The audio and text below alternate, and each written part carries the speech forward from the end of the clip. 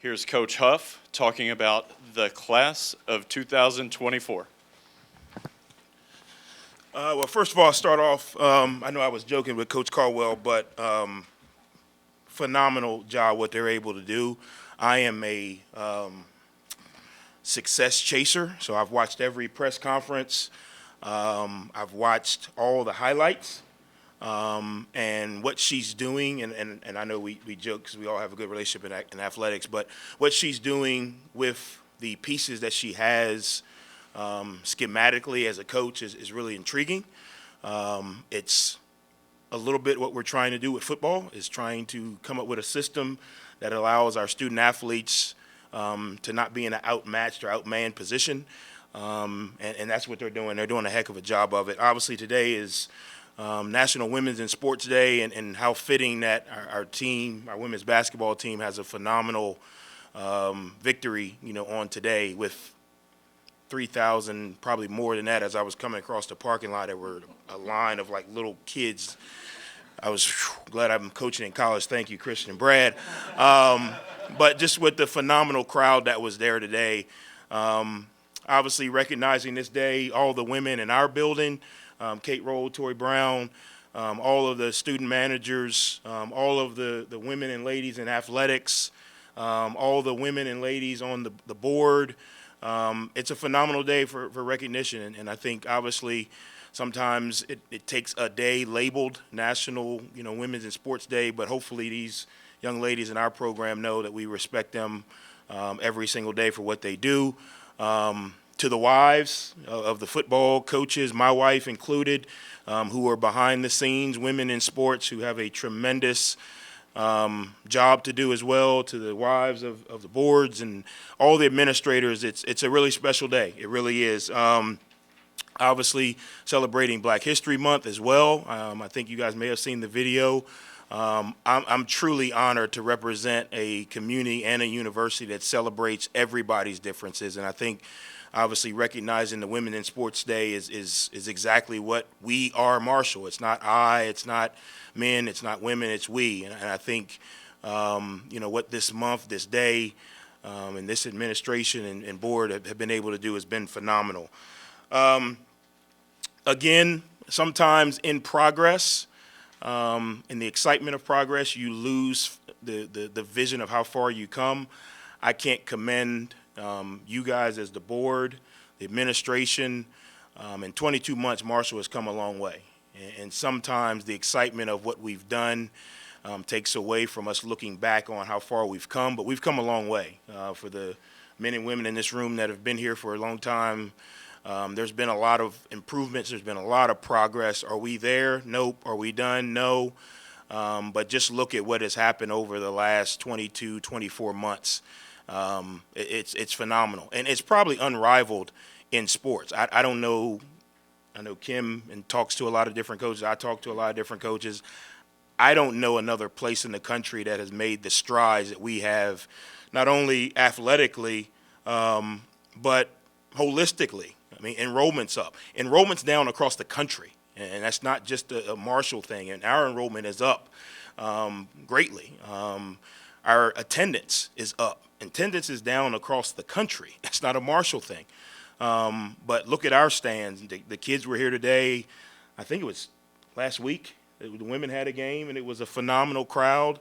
Look at our Virginia Tech game. Look at our homecoming game. Look at the men's basketball games.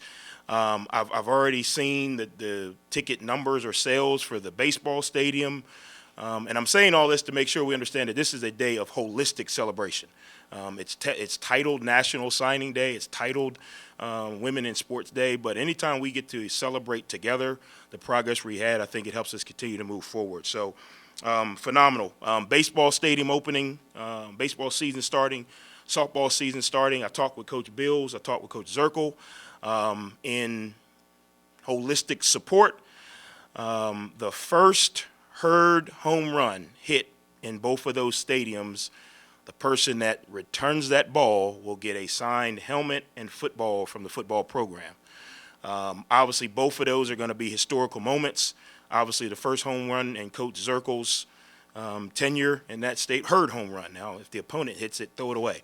But herd home run. So whoever, boy, girl, man, woman, whoever runs that ball down and brings it back to the press box, they'll take your name down, and I'll send an autographed helmet or ball to you. Obviously, in the new stadium, the first one that goes over the fence is going to live on forever. So whoever returns that safely, we will do that. We'll send you a signed helmet and football, again, because we're all in this together, and those moments will live on for a long time. So I'm excited about it. I am a big baseball fan. I will be honest, basketball, I have no clue what goes on. My son and my wife know. I could watch baseball for 40 hours, though. So the Orioles just sold their team. We won't get into that. But I'm excited to get into the new stadium. I'm excited to go watch softball. A lot of new going on. Just an update where we are in the new college landscape. Obviously, everyone knows what's going on with transfer portal, NIL, conference realignment. I think, again, Marshall and we have handled this thing probably as good as anyone in the country, right? The last dying words of any successful business is, this is what we've always done. And that has not been the statements made by us here at Marshall. Are we doing what P5, X, Y, and Z school will do? No, but we're doing what we need to do in order to survive and sustain in this new landscape. And that doesn't mean every dollar. That doesn't mean every portal kid or a new conference coming. That just means making sure that we're taking care of Marshall. And I think we're doing a really good job of that. Leading into that, obviously, signing day, it's kind of like Christmas for football coaches. My staff said today, really, it's like a deep breath, because now we can actually focus and turn the page on our team. But the numbers were shocking to me. As a football coach, or as any coach, you put your head down and you go to work. But a huge thank you to our recruiting staff. They're here today. Will, Reed, Tori, Kate. We lost a staff member to another opportunity midway through this thing, and we had 4 of the youngest and brightest young men and women step up, and we didn't drop a ball. Actually, we probably did even better. They managed everything, even things they had experience on, didn't have experience on. Last weekend, we had over 1,000 people in Huntington to sell or to tell them about our program and our university, and they managed it phenomenally. There was not one logistical issue, whatever it may be. The weekend before that, we had over 600 people here. So hats off to them for being able to do that. Hats off to our administration for allowing us to be able to have the space and the facility to do that. Obviously, the coaches have busted their tail. I challenged them at the end of the year. We did not finish the way we needed to finish, but we finished the way we did. So we got to own it. In order to own it, you fix your problems in recruiting. You don't fix your problems by complaining. You don't fix your problems by finger pointing. You fix your problems by recruiting, and that's just not going out and getting other talent. That's recruiting new information. That's recruiting new ways to get better. That's recruiting new relationships with the players we have here. And I think our staff did a phenomenal job of that. Obviously, as you look at it, today is the kind of the end of 2 days that were put together. We signed 36 new football players. 15 of those high school, which I think is a key point, because in order for us to be transformational and not transactional, we got to develop. So we got to recruit young men out of the high schools in order to continue to develop. Do we have to use the transfer portal? Yes. Is it going to be Colorado of the East? No, it's not what we're going to be. But we will use it, when we have to use it to balance what we did. So 15 high school young men and 21 transfers. Our philosophy, just so everyone understands, and there's different ways to manage this thing. Some go all portal, some go all high school. Our philosophy is we will always replace the seniors that we lose with high school kids. That way our depth and development stays consistent. So, for example, we lost 15 graduating seniors. They exhausted eligibility. We will always replace those with 15 high school guys. Next year, we're anticipating losing 17 seniors with graduating eligibility. We'll replace those with 17 guys. Sometimes you guys may see on senior day some guys walk but come back. We don't count them unless they exhaust eligibility. 7 of the 15 high school players are here on campus as mid-years, which I think speaks to the academic prowess that we're recruiting. You can't leave high school early without your degree. And in order to do that, you have to finish your coursework an entire semester early, which 7 of these young men have done. and they are here already on campus. With that, some schools don't allow it, so there are some young men who weren't able to come because their school systems don't allow them to finish early, but 7 of them were able to do that. When you look at the rankings, and there's a bunch of different publications, but overall, right, high school and portal class combined, there's some rankings were number 1, there's some rankings were number 2 in the Sun Belt Conference. So either way, we're at the top. To me, that's where the wins match your recruiting rankings. How fast? Well, that depends on how fast we develop. That depends on how fast we develop the bodies, stay healthy, those type of things. But this will be the first year that we're in the top 2. The last 3 years we were in the top 4. So this is the first year we're in the top 2. Like I said, in some publications, number 1. Obviously, everyone is very aware we have the number 1 transfer portal class in the group of 5. We have the number 10 transfer portal class in the country. So Ole Miss, Georgia, Texas, all of them, right? We're in that mix. I get a little bit humbled when I look at those rankings or someone sends me those things and you see the logos of the Texases and the Ole Miss and the Georgias, and then you see the Marshall M. It creates a lot of pride, not because I'm chasing rankings, but because I want our program to be nationally known. We are a national brand, and I appreciate the recognition that those publications and type of things give us, which puts a lot of pressure on us, which, again, we all know pressure makes diamonds, so it gives our kids an opportunity to step up to those expectations and pressure. It gives our coaches, our staff, our administrators, our fans. People rival our fan base. I know we always don't hear it because we don't get around, but when you go around the country, people rival the stadium atmosphere that we have in the Joan, the atmosphere we have here in the CAM. They're going to rival that atmosphere in the baseball stadium. I think back to Alabama softball.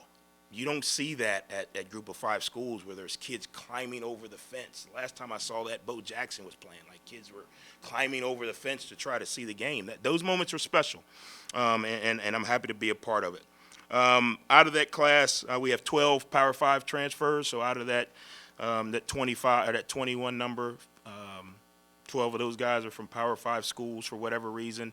And I'm a big believer. My philosophy on the transfer portal is 2 things. One, no one comes into our program unless somebody in the building has a relationship with that kid, meaning I recruited him at another school. I know his coach. I know his parents. We try not to recruit strangers, right? And I think if you look at what we've done in the last 3 years, our kids represent this community in the right way. And that's kind of how we do it. And then the second thing, you got to be able to play.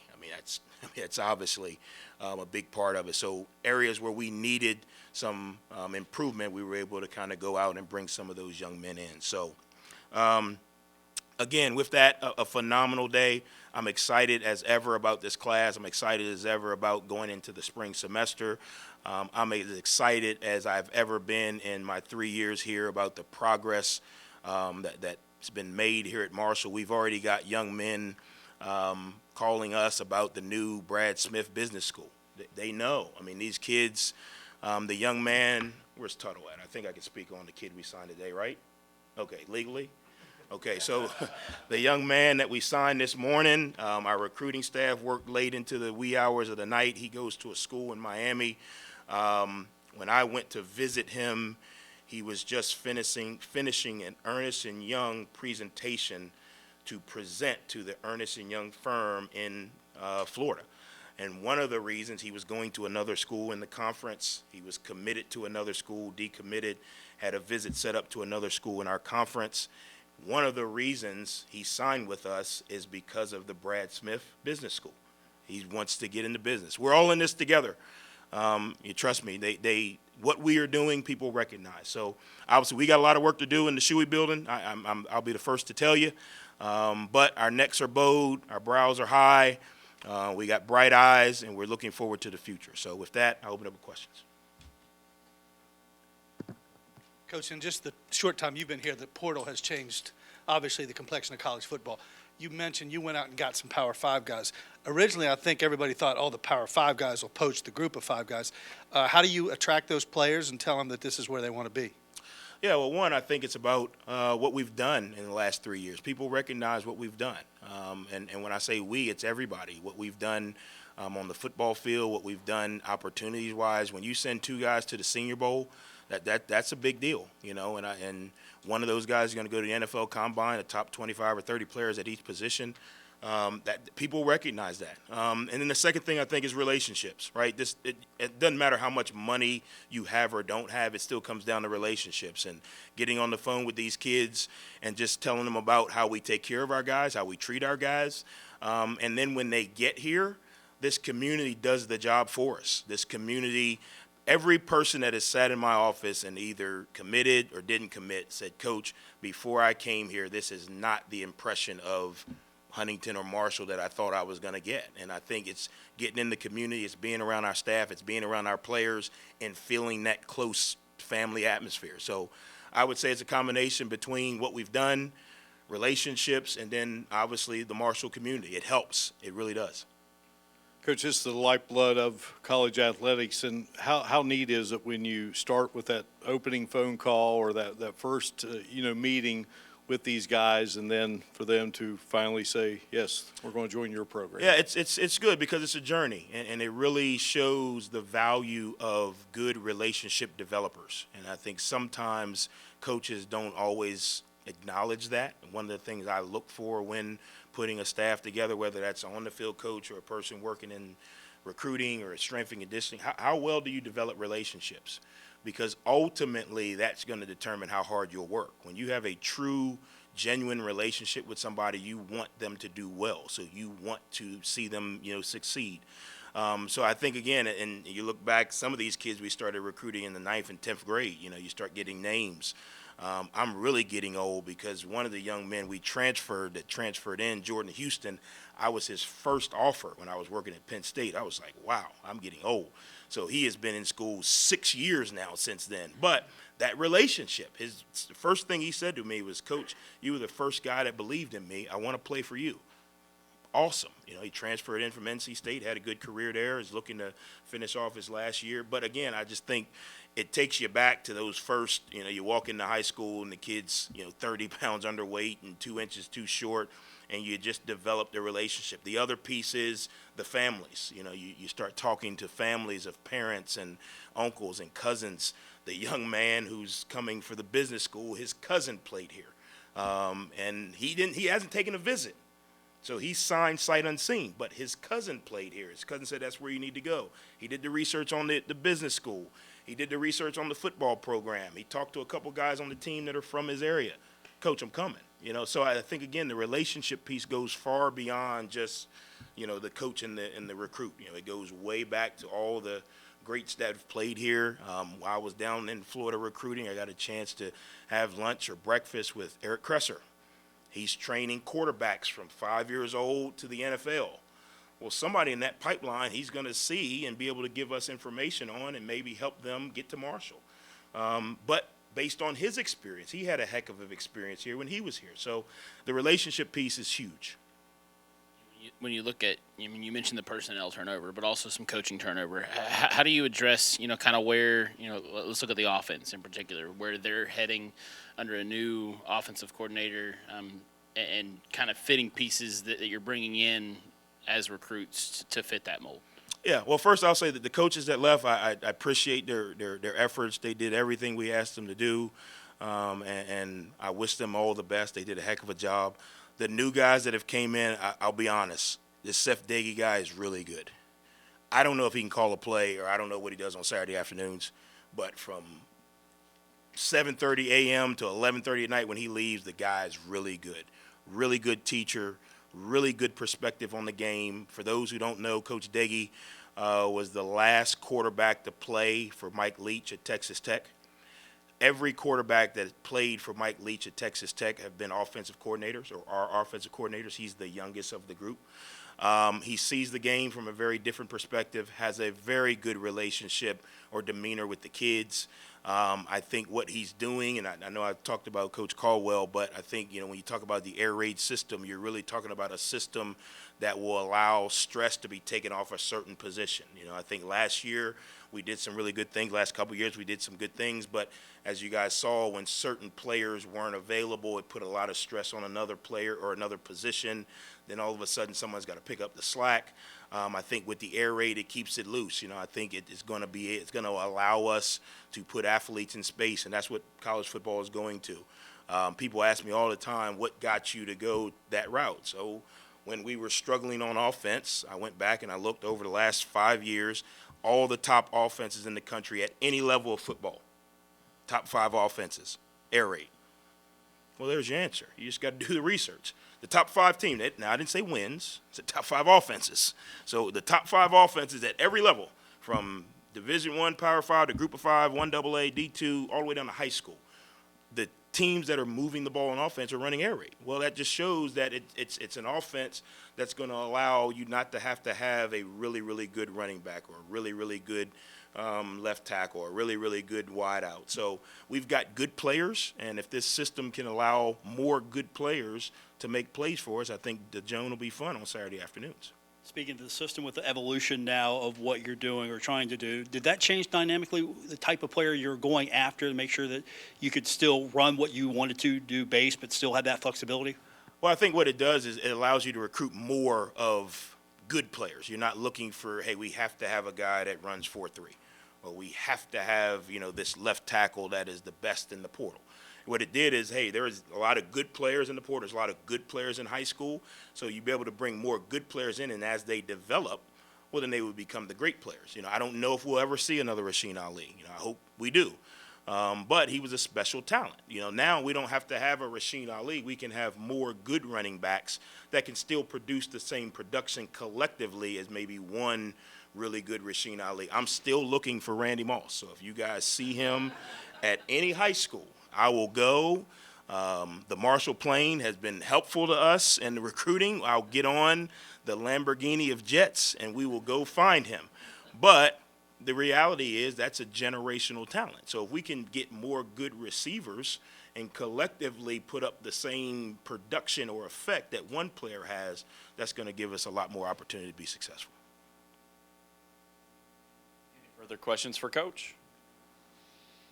All right, really quick, let me reiterate again, thank you to our Board of Governors for coming, and something, Mr. Smith, that I think that we need to work on. I've got a really good picture of somebody in a Marcos suit from our day at the Capitol that I think that would be really fun on Saturdays too. So, but thank you, Coach Huff, very much. Thank you, everybody, for coming, and we'll see you soon. Thanks, guys. Go Herd.